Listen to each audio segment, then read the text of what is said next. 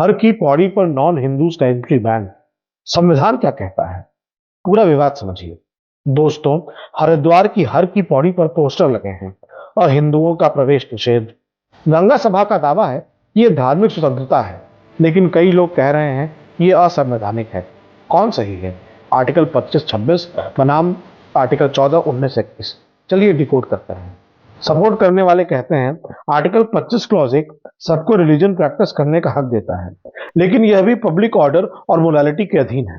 Article 26 religious groups को अपनी affairs manage करने का फुल राइट देता है।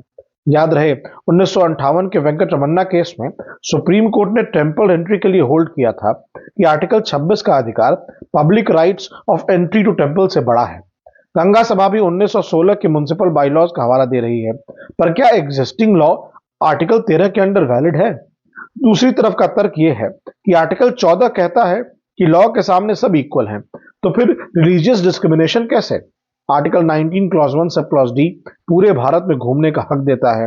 आर्टिकल 21 लाइफ, लिबर्टी और डिग्निटी देता है, इसलिए ब्लैंकेट बैन आर्बिट्ररी है। सबरीमला केस में भी सुप्रीम कोर्ट ने कहा था constitutional morality is greater than Orthodox rules. तो क्या 1916 का एक्ट वैलिड है? आर्टिकल 13 के अंडर संविधान की कसौटी पर टेस्ट होना बाकी है, तो कॉन्फ्लिक्ट तो है। आर्टिकल 25-26 बनाम आर्टिकल 14-19-21।